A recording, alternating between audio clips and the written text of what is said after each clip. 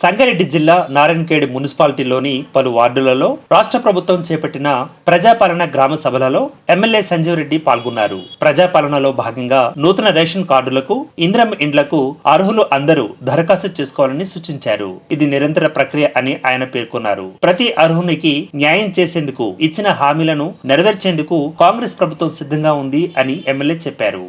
వాళ్ళ Aadhaar card numbers ప్రతి ఒక్కటి క్షుణ్ణంగా నింపండి. ఈరోజు సాయంత్రం దాకా ఇక్కడనే ఉంటుంది. ఎవరైనా పనికి వెళ్ళి, ఎవరైనా ఊరికి వెళ్ళి, ఎవరైనా వాటిలో ఈరోజు లేకుండా ఉండి, వాళ్ళు అందుబాటులో లేకుండా, ఏదైనా వాళ్ళకి అనుకోని పరిస్థితుల్లో లేకుండా ఉంటే వాళ్ళు రేపటి నుండి మన మున్సిపల్లో వచ్చి, మన మున్సిపల్లో కౌంటర్ ఉన్నది, కౌంటర్లో ఇవ్వాలి. ఈ రోజు ఉన్న వాళ్ళు మాత్రం తప్పకుండా ఇవ్వండి. ఇది ఆన్లైన్ అయింది. రోజు రేషన్ కార్డులకు సంబంధించి ఈరోజు ఈ ప్రజాపాలన కార్యక్రమానికి నాతో విచ్చేసినటువంటి చైర్మన్, వైస్ చైర్మన్, అందరు కౌన్సిలర్లు, అధికారులు, మరి వార్డు పెద్దలు, సోదరిమణులు అందరికీ కూడా నాకు నమస్కారం. ముఖ్యంగా మీకు అందరికీ తెలుసు, ఎన్నో రోజుల నుంచి ఎదురు చూస్తూ ఉన్నారు. రేషన్ కార్డు అని గత 10 సంవత్సరాల నుంచి కూడా రేషన్ కార్డు గురించి ఎన్నోసార్లు ఆన్లైన్లో అప్లికేషన్ కూడా పెట్టుకోవడం జరిగింది. ఈ రోజు ఇస్తాం, రేపు ఇస్తాం, ఈ రోజు ఇస్తాం, రేపు ఇస్తామని మొత్తం కాలయాపన జరిగింది.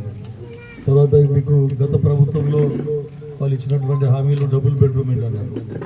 కాంగ్రెస్ వాళ్ళు కట్టిన ఇల్లు అడ్డుపెట్టి లేకుంటే మేము వస్తే డబుల్ బెడ్రూమ్ ఇస్తాం, బిడ్డ వేయడం అంటది, అల్లుడు వేయడం అంటారు అని పెద్ద పెద్ద మాటలు చెప్పారు.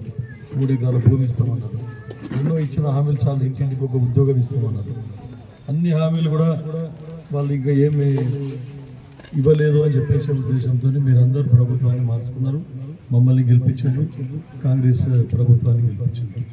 కాబట్టి కాంగ్రెస్ పరిపాలన కూడా ఇచ్చిన హామీలను నిలబెట్టుకోవాలనే ఉద్దేశంతో, ఎందుకంటే ఆలస్యం చేయవద్దు. తర్వాత సోనియా గాంధీ గారు మనకు తెలంగాణ ఇచ్చినప్పుడు మనకు మిగులు బడ్జెట్ ఉండే 17,000 కోట్ల రూపాయలు మిగులు బడ్జెట్ ఉంటే మనము 17,000 కోట్లతో వారి చేతిలో పెడితే, కేసీఆర్ గారి చేతిలో, వారేమో రేవంత్ రెడ్డి గారి చేతిలో 7.5 లక్షల కోట్ల అప్పుతో మనకు రాష్ట్రం అప్పచెప్పిపోయింది. కాబట్టి తర్వాత మనం ఎలక్షన్ స్టంట్ అన్ని ప్రభుత్వాలు ఏం చేస్తాయంటే, ఇప్పుడు ఏం చేయవద్దు, ఎలక్షన్ వచ్చినప్పుడు చూసుకుందాం అనే ఉద్దేశంతో లాస్ట్కు దిగిపోయే ముంగట్నో, 1 సంవత్సరం ముందరనో అన్ని పథకాలన్నీ అమలు చేస్తూ ఉంటారు.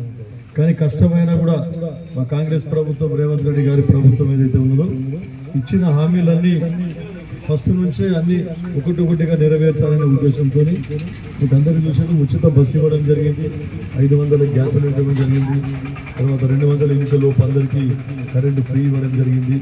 తర్వాత ఉద్యోగాలు చాలామంది 55,000 ఉద్యోగాలు ఇప్పటి వరకు కేవలం 1 సంవత్సరంలోనే ఇవ్వడం జరిగింది. లేకుంటే చాలామంది పిల్లలు, ఇంకా ముఖ్యంగా అమ్మాయిలు, వాళ్ళు 2 పిల్లలు పుట్టిన, పెళ్ళై 2 పిల్లలు పుట్టినాక కూడా ఇంకా పరీక్ష రాస్తారు. అప్పటికి ఇంకా ఒక్క నోటిఫికేషన్ కూడా లేదు. ఇప్పుడు ఈ ప్రభుత్వం ఏర్పడగానే ఎప్పటికప్పుడు నోటిఫికేషన్లు ఇచ్చి ఉద్యోగాలన్నీ భర్తీ చేస్తూ ఉన్నారు. తర్వాత జాబ్ క్యాలెండర్, ముఖ్యంగా నిరుద్యోగులకు జాబ్ క్యాలెండర్ ఇచ్చి, జాబ్ క్యాలెండర్ ప్రతి సంవత్సరము ఏ ఎగ్జామ్ ఎప్పుడు ఇవ్వాలి, ఉద్యోగాల కల్పన గురించి ఈ ప్రభుత్వం ఆలోచిస్తూ ఉంది. అట్లే ఇండ్ల గురించి చాలా మంది ఇండ్లకు దరఖాస్తు చేసుకున్నారు. గతంలో ఇండ్లు కిషారెడ్డి గారు సమితి ప్రెసిడెంట్ ఉన్నప్పుడు ఇచ్చిండ్రు, శివరావు శెట్టి గారు ఎమ్మెల్యే ఉన్నప్పుడు. దాని తర్వాత మళ్ళీ మొదటిసారి కిషారెడ్డి గారు ఎమ్మెల్యే 1979లో ఉన్నప్పుడు ఇండ్లు ఇవ్వడం జరిగింది. దాని తర్వాత సురేష్ శెట్కర్ గారు ఎమ్మెల్యే ఉన్నప్పుడు, రాజశేఖర రెడ్డి గారు ముఖ్యమంత్రి ఉన్నప్పుడు ఇవ్వడం జరిగింది. కానీ ఈ ప్రభుత్వం వచ్చినాక డబుల్ బెడ్రూమ్ అని ఆశ చూపించింది తప్ప ఎవరికి ఇవ్వలేదు. కాబట్టి దాన్ని మళ్ళీ ఇచ్చిన హామీలో భాగంగా ఇప్పుడు ఇందిరమ్మ ఇండ్ల పేరిట ఎవరైతే ఇండ్లు కట్టుకోవడానికి ముందుకు వస్తారో వారందరికీ 5 లక్షల రూపాయలు ఇచ్చేవి ప్రోత్సహించాలని చెప్పేసి ఈ ప్రభుత్వం ఇచ్చిన హామీ మీద కట్టుబడి ఉంది.